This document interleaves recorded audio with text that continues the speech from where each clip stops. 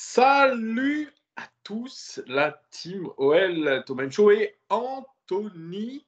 Comment ça va, Anthony? Ça va, lendemain de défaite, mais ça va. Ça va, ouais, c'est pas ce que j'ai vu dans tes tweets hier, hein, ça l'est pas. Ouais. Hier soir, c'était Ouais, compliqué parce que comment t'as vécu ce match, toi, en direct? Comment t'étais? C'était quoi ton sentiment pendant ce match? Est-ce que t'es passé par plusieurs états? Comment ça s'est passé? déjà, avant le match, moi, je savais qu'on aurait, je l'avais dit, en plus, OLTV m'avait appelé pour faire l'avant-match. J'avais dit que quoi qu'il arrive, on aurait une chance face à ce PSG-là, que physiquement, je ne les sentais pas top et le match m'a confirmé que physiquement, il ne l'était pas parce qu'ils ont eu quand même beaucoup de bobos, ils ont pris aucun risque dès qu'il y avait un problème, ils sortaient les joueurs. Voilà, c'était un PSG quand même diminué, l'absence d'Mbappé, donc j'y croyais. Je pensais vraiment qu'on allait le faire. Et plus le match avançait, et plus je me disais qu'il y avait un coup à faire, qu'il y avait un coup à faire, mais au final, le coup, on n'est pas allé le chercher parce qu'on n'a pas été audacieux. Voilà, donc on n'a pas assez tenté, on n'a pas assez pris de risques, et je pense que c'est le manque d'audace, notamment de notre coach, qui fait qu'on n'est pas allé le chercher, alors que le PSG, notamment sur les 15 dernières minutes de la prolongation, ils n'avaient plus les jambes, mais on n'a pas tenté. Toi, tu penses que c'est un manque d'audace, toi, plutôt qu'un manque de qualité technique? Moi, je le dis sur ce match-là, je pense qu'on a manqué de justesse technique. Déjà, on s'est trop précipité et peut-être, ça je le redirai peut-être en avant-match du match contre la Juve, mais on a manqué de profondeur. On a des pistons qui n'ont pas assez pris la profondeur, on a deux attaquants de pointe qui n'ont pas bien pris la profondeur. Depay, il veut le ballon dans les pieds. Dembélé, il était tout le temps en train de vouloir le revenir pour récupérer les ballons un peu plus bas. Donc, je ne sais pas si tu as le même sentiment que moi. Ici, tactiquement, c'était très clair. Nos deux pistons, ils n'étaient pas là pour jouer, ils étaient là pour rester en place. Ils ont très peu débordé. D'ailleurs, on voit bien que quand on les a utilisés, on a été dangereux, puisque notamment, il y a un dédoublement avec une très belle action entre Memphis et Léo Dubois qui emmène un centre où Moussa rate complètement le ballon. Il est seul au point de pénalty. C'est une occasion énorme, énorme que Moussa rate. Mais on les a très, très peu utilisés, puisque, comme tu le dis là-dessus, je suis d'accord avec toi, c'est que. Mais ça fait partie d'un manque d'audace. On revient sur ce manque d'audace, c'est-à-dire que nos pistons, on les a pas utilisés comme pistons, on les a utilisés comme des défenseurs. Et on Ouais, a vraiment pas exact, 5. exactement. Et sachant qu'un Léo Dubois, ça ne sera jamais un ailier de débordement ou un latéral de débordement, parce qu'au physique, tu vois très bien que c'est un peu compliqué. À la course, il est pas très bon. Il faut qu'il soit dans les meilleures conditions pour centrer. Il faut qu'il ait un temps d'avance sur son avis, donc c'est compliqué. Maxwell Cornet, lui, il a cette vitesse, mais malheureusement, hier, il n'a pas utilisé cette vitesse. À chaque fois qu'il était lancé dans la profondeur, je ne sais pas si tu te souviens, il arrête le ballon. Il arrête le ballon. Au lieu de pousser le ballon et essayer d'aller centrer, il va t'arrêter le ballon dans la course. Tu vois, c'est pas. Il y a un truc qu'on n'a pas réussi à faire. Ça, c'est un truc aussi, c'est parce que Maxwell Cornet, comme Bertrand Traoré, ça fait 3 ans qu'on les utilise à droite et où ils ont l'habitude de rentrer à l'intérieur pour frapper. Et donc, du coup, ils n'ont plus aucun automatisme. Mais effectivement, pour une fois qu'on met Cornet à gauche, non, il revient à l'intérieur pour se mettre sur son mauvais pied. Incompréhensible. Mais pour le coup, Cornet, il fait son match. Pour le coup, Cornet, Cornet, il fait son match. au niveau de la patache, oui, il fait son match. Par contre, techniquement, Après, il y a un déchet. Oui. ça reste faible et je pense qu'un Melvin Barr aurait été beaucoup plus profitable, peut-être dès la 60e, quand tu m'avais dit on change les deux latéraux, les deux pistons, pardon, et on renouvelle ça. Et effectivement, moi j'aurais fait rentrer à partir, je sais pas, peut-être la 70e, Melvin Barr, tu vois, côté, il aurait ajouté de la technique, je pense, et il aurait permuté, je pense, pas mal avec Oussem Aouar qui était de son côté, et je pense que les deux se seraient bien entendus techniquement. Comme il l'avait fait sur un des matchs amicaux, il me semble que c'était le match contre Nice, où il l'avait vraiment bien fait, où Aouar venait constamment aider Melvin. Et c'est sûr, et offensivement, on l'avait vu avec son magnifique but, il est beaucoup plus précis techniquement. Et c'est sûr que ça aurait pu nous aider. Ça reste encore incompréhensible, comme d'habitude. Et donc, mais après, sur le match, malgré tout, je pense que sur l'ensemble du match, il y a des regrets, certes, parce qu'on est proche, parce que c'est une séance de tir au but, mais le PSG, dans l'ensemble, nous a quand même été supérieur. Puisque, en tout cas, c'est eux qui ont les plus grosses situations. Oui, ils ont les plus grosses situations, mais tu vois un PSG qui bafouille quand même son football, qui n'est pas à son Oui, meilleur niveau. Tu vois, quand ils sont sans Mbappé, c'est un peu c'est un peu le désespoir parce qu'ils n'arrivent pas à trouver la profondeur comme ils le veulent. On aurait pu profiter, en fait, si tu veux, d'une désorganisation du bloc parisien quand on récupérait les ballons très haut. D'ailleurs, c'est ce qui s'est passé en début de première mi-temps quand Maxence Cacré sortait très très haut sur son vis-à-vis. D'ailleurs, c'est peut-être pour ça qu'il a pris le carton jaune. Il a mis un petit peu trop d'agressivité. Mais c'était ça qu'il fallait faire. Tu vois, même en début de seconde mi-temps, quand Depay récupère le ballon très haut, il fallait utiliser le fait qu'ils étaient désorganisés pour. D'ailleurs, sur les ballons qu'on récupère très haut, on en récupère 2 qui sont magnifiques, sur lesquels on nous siffle faute, où il n'y a jamais faute, et où c'est énorme occasion de but, les 2 fois. Et je ne comprends pas qu'avec quant à la VAR, sur 2 actions comme ça, que tu ne laisses pas jouer et donner une chance de revenir après. Parce que là, si tu fais une erreur, la VAR va te la corriger. Et là, l'arbitre, tout de suite ici, c'est 2 fois sur Verratti, il me semble. Et 2 fois, il n'y a absolument pas faute. Et ces 2 ballons-là, notamment un qui est pendant la prolongue, il me laisse beaucoup de regrets. Je suis d'accord avec toi. Et vraiment, moi, c'est ça, un petit peu en réanalysant un petit peu le match, en regardant, j'ai regardé certains trucs. Moi, je trouve que le milieu de terrain qu'on avait, c'est un milieu de terrain ultra technique. Quand tu as Guimarães, Cacré et tu as Aouar, tu as 3 mecs qui sont capables de jouer entre eux. Le truc, c'est qu'il aurait fallu que nos 2 pistons, je pense, utilisent beaucoup plus la largeur, utilisent la profondeur pour permettre à nos milieux de terrain de pouvoir, eux, profiter de cet espace-là, tu vois, et jouer, et combiner. Ça, on n'a pas été capable. C'est exactement ça. Nos deux pistons, ils sont restés trop bas quand on avait le ballon, ce qui fait qu'il y avait une grosse densité au milieu. Alors que si tes 2 pistons, ils montent, automatiquement, tu as les 2 joueurs. Ils occupent les autres. Donc, tu peux combiner et tu peux profiter de la qualité technique d'un Howard, d'un Cacré, d'un Guimarães, eh bien, pour alimenter tes attaquants. Ouais, mais bon, voilà, c'est pareil, ils ne prenaient pas la profondeur. Et au final, on ne l'a pas utilisé. Et au milieu de terrain, vu que c'était très condensé, Verratti, qui a été exceptionnel, nous a fait du mal. Mais si tu as un milieu de terrain plus aéré parce que tes 2 pistons jouent plus haut, Verratti ne peut pas faire le match qu'il fait parce qu'il y a beaucoup plus d'espace. Exactement. Je suis complètement d'accord avec toi et ça fait partie des manques. Et j'aimerais qu'on revienne aussi sur Aouar. Aouar, moi j'ai été sévère avec lui. Moi j'ai trouvé que il a fait des belles choses quand même. Hein. Il a fait des belles choses, on va pas se mentir, surtout en début de seconde mi-temps, où il accélère un peu le jeu, mais il se retrouve à chaque fois à faire la mauvaise décision. Et tu vois, et finalement, tous ces Oui, j'ai un décalage en tête où il récupère un ballon haut, il doit décaler Cornet en une touche et il fait 2-3 touches et décale Memphis qui finalement est hors jeu. Mais Aouar, moi je trouve que c'est un très très bon joueur, mais Aouar c'est un joueur de coup, dans le sens où c'est un joueur qui sur 2-3 actions fait des exploits, des highlights un peu comme on dit. Mais Aouar c'est rarement un joueur qui sur un match va survoler le match. C'est assez rarement le cas. C'est un joueur qui a des éclairs. Et sur ce match-là, il a 4-5 ballons où il fait des choses super. Et dans le reste du match, il ne se passe pas grand-chose. Ouais, je suis un petit peu d'accord avec toi. Alors certains l'encensent en disant qu'il a fait un excellent match, qu'il est au-dessus de tous les milieux de terrain lyonnais. Ce qui est un peu vrai. Techniquement, je pense que c'est lui le plus à l'aise. C'est lui le plus talentueux. C'est celui qui peut faire la différence. Mais effectivement, je suis comme toi, je suis un petit peu déçu parce que je le trouve irrégulier. C'est un joueur de coup, comme tu dis. Moi, c'est un garçon que j'aimerais voir beaucoup plus régulier dans un match. Tu vois ce que je veux dire? Qu'il n'ait pas trop de moments d'absence. Parce qu'on l'a vu avec des moments d'absence. Après, c'est vrai qu'ils ont raison. Quand à un moment donné, il te dribble 1, 2, 3 joueurs, devant lui, il faut qu'il y ait des appels. Il faut que les autres soient au tempo. Et malheureusement, je crois qu'il va plus vite que tout le monde quand il accélère. Et donc, c'est un petit peu compliqué. Donc, il est obligé de mettre le ballon sur le joueur, carrément sur les talons du joueur, ou perdre le ballon. Et après, on t'en a parlé un petit peu, mais pour le coup, Memphis ne fait pas son meilleur match. Je suis d'accord là-dessus à 100%. Mais Moussa, pour moi, je le dis clairement, Moussa plombe Memphis. C'est-à-dire que Memphis, c'est un joueur, si tu joues à 2 attaquants, il faut que ton deuxième attaquant soit capable de combiner. Moussa, techniquement, hier, il a été catastrophique. Catastrophique.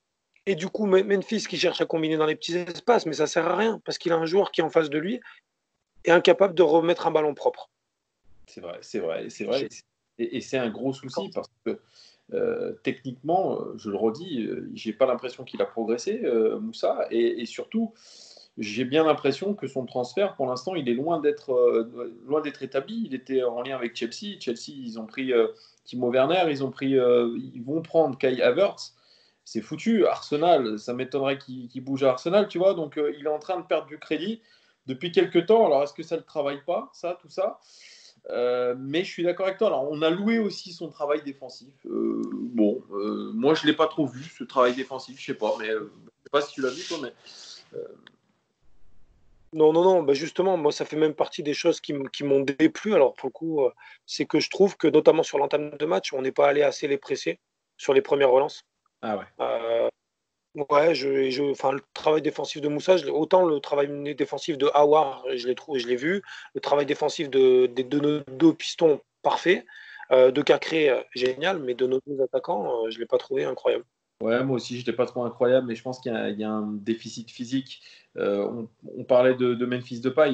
N'oublions pas que ça fait que 6 mois qu'il est blessé. Enfin, ça fait 6 mois. Il y a 6 mois, il était blessé au ligament croisé. Euh, une blessure au ligament croisé, c'est quand même pour être au niveau, c'est un an. Hein. C'est un an. Rappelle-toi Fekir. Je pense qu'il va faire une période un peu compliquée, Memphis Depay. Hein. Donc, bon. Surtout enfin, ce qui est très dur avec les croisés, quand tu as une longue absence comme ça, c'est que tu travailles très fort pour revenir. Et une fois que tu reviens derrière, tu as souvent un gros coup de mou de tous les efforts de la rééducation. Parce que les gens, ils voient 6 mois d'absence, mais ils pensent que les gars, pendant 6 mois, ils font rien. Mais les 6 mois de rééducation pour les croisés, c'est l'enfer. C'est Exact. des heures. Et rappelle-toi du Par match jour. de préparation contre le Celtic, tu vois un Memphis Depay à la fin du match qui est sur les rotules. Sur les rotules. Exact. Et c'est pour Alors que ça c'est un gars qui a...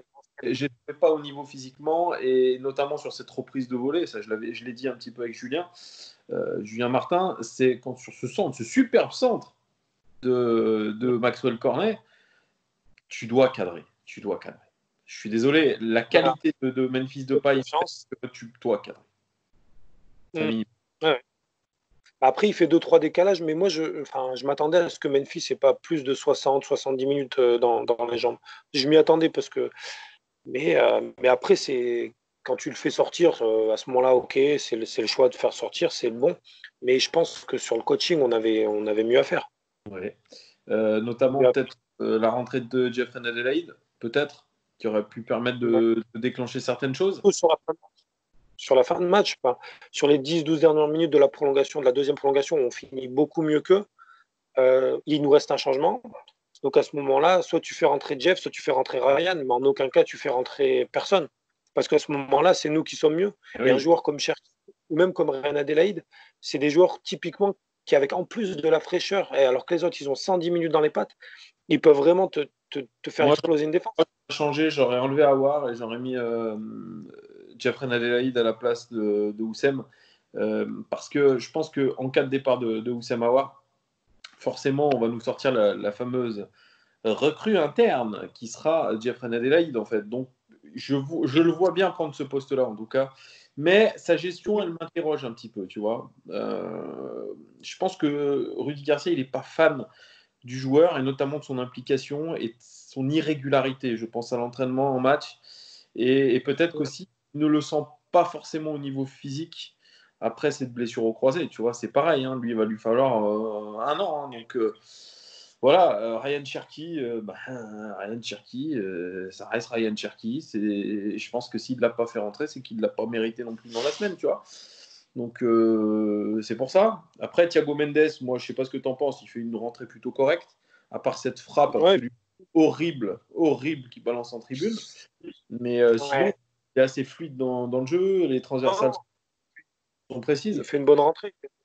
Il fait une bonne rentrée. Et puis en plus, lui, pour le coup, il a l'intelligence de tenter d'aller chercher de la profondeur dans le dos de la défense parce qu'on a deux joueurs qui étaient absolument frais, qui sont Toko Ekambi et Bertrand Traoré, Ouais. qui les deux ont fait une entrée immonde, mais immonde, les deux.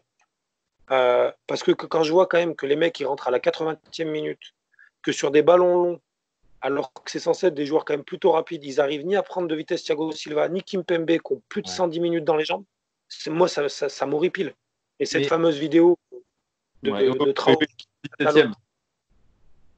Ouais, 117e minute, et c'est Cacré qui se retrouve à faire une course de 80 mètres. Moi, c'est inadmissible. C'est ce que j'ai dit, c'est en termes d'attitude. Et pourtant, tu fais rentrer Bertrand Traoré, tu sais que ce mec-là, c'est con à dire, hein, mais sur une action, dans cette position d'avant-centre, il est capable de déverrouiller une défense. Il est capable sur un geste.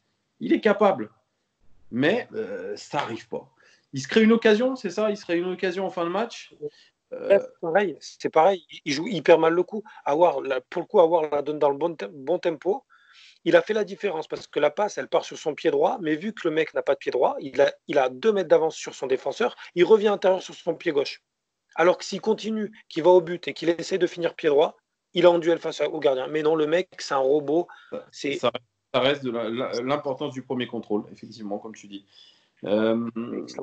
J'aimerais qu'on parle quand même de la prestation aussi d'Anto Lopez, qui a été magistral sur le match, mais moins bon sur les pénaltys, tu l'avais dit. Ouais. Après, Anto Lopez, il fait un match magnifique, exceptionnel, parce que il fait une sortie dans les pieds sur Neymar qui est magnifique, le timing est exceptionnel, il fait 3-4 arrêts super, la tête qui sort sous la barre, elle est exceptionnelle. Enfin bref, son match, il est parfait, mais sur les pénaltys, 6 pénaltys par 5 fois du mauvais côté. Il part du bon côté sur le premier, derrière, il part à chaque fois du mauvais côté. C'est ce que tu avais dit, c'est que Tatarusano était plus sûr sur les pénaltys. Alors, est-ce qu'il lui aussi était vraiment blessé au dos? Ça, on peut se poser la question. Je ne sais pas ce qui s'est passé. Qu'ils prennent une blessure comme ça de dernière minute, ça m'étonne un petit peu. Je ne sais pas. Alors, que je vois sur un entraînement d'avant-match qui, en fait, est juste une mise en place ou un entraînement d'avant-match. Peut-être qu'il s'est... Je sais pas, j'en sais rien. Il faudra voir. J'ai du mal. Et puis on va finir, là, ça fait 16 minutes qu'on parle, ça passe vite, hein, mon ami Anthony. J'aimerais ouvrir sur le match de la Juve, J-6. La Juventus, tu as vu le match comme moi, là, contre la Roma. C'est inquiétant quand même défensivement. On a beau dire la Juve est championne d'Italie, ce que j'ai dit avec Julien, ça veut dire que c'est quand même une sacrée équipe, qu'on se le dise quand même. Hein. L'Italie, c'est pas n'importe quoi. Mais il y a vraiment un point qui fait flipper, c'est la défense. Tu as beau changer ta défense, De Ligt qui est un peu incertain, donc tu as regagné Bonucci. Il y a du dilettantisme, il y a de l'attentisme dans cette défense de la Juve, et ils n'ont pas fait de clean sheet, je crois, depuis très longtemps. Et je crois depuis le restart, on fait 0 clean sheet, ou un truc comme ça, il va falloir que Mais il y a quelque chose. Ils en ont fait un. Oui, c'est ça. Il y a de quoi faire. Je crois même que c'est le premier match. Oui, il y a de quoi faire. Il y a plusieurs choses. Déjà, c'est que c'est une équipe qui a du mal à faire le jeu. Depuis le restart, c'est une équipe qui a perdu 10-15% de possession par rapport à avant, en moyenne. C'est une équipe qui a vraiment du mal à faire le jeu. C'est une équipe qui, c'est Sarri qui le dit, donc là, pour le coup, c'est même pas moi, qui dit qu'elle a du mal à rester organisée. C'est-à-dire que quand ils n'arrivent pas à marquer, ils se désorganisent, donc ils laissent énormément d'espace. Les buts qu'ils ont pris contre l'Atalanta, c'est l'exemple parfait.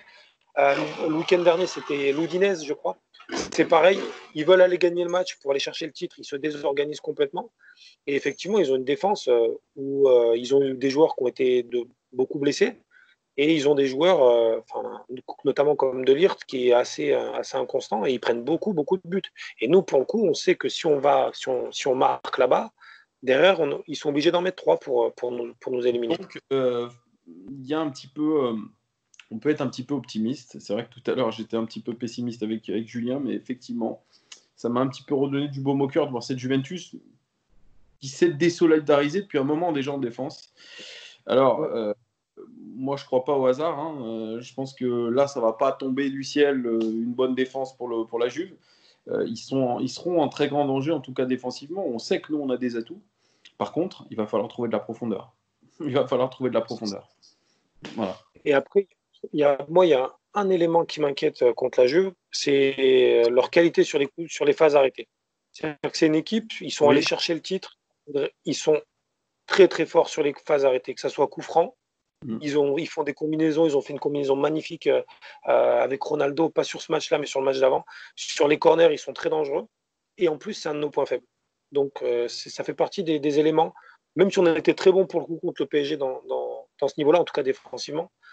Je pense que c'est là-dessus, ils peuvent faire vraiment mal parce que dans le jeu de tête, ils ont De Ligt, ils ont Ronaldo qui est monstrueux, ils ont Rugani ou Bonucci en fonction de qui c'est qui joue, mais ils ont du monde.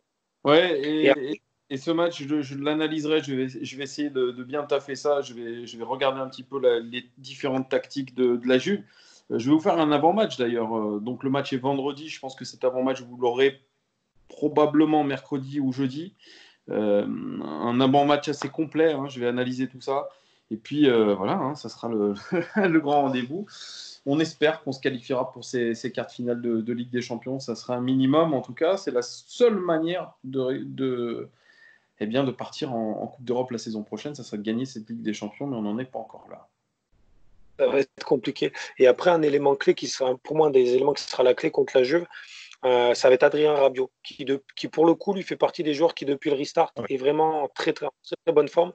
Et je pense que si on arrive à bloquer Rabiot, parce que sur les matchs que j'ai vus, et j'en ai vu au moins 5 ou 6 depuis le restart de la Juve, à chaque fois, les matchs où Rabiot a été bien pris, et certaines équipes ont même fait de l'individuel quasiment sur lui, la Juve a été en difficulté. Et les matchs où Rabiot a eu des espaces.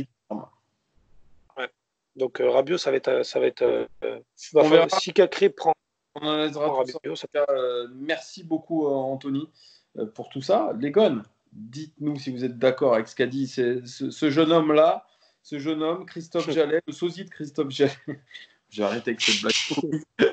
Voilà, merci en tout cas de votre fidélité, les Gones. N'hésitez pas à liker, partager, puis abonnez-vous si vous n'êtes pas abonné. En tout cas, merci de nous suivre de plus en plus nombreux. Sur ma vidéo de débrief, on est à, je crois, plus de 250 commentaires. C'est absolument énorme. Donc, merci pour l'engouement sur cette chaîne. Bientôt, on sera 7000.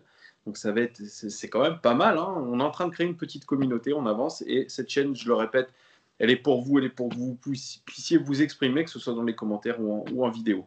Voilà, les Gones. À très, très vite. Merci beaucoup, Anthony. Ciao, les gars. Ciao.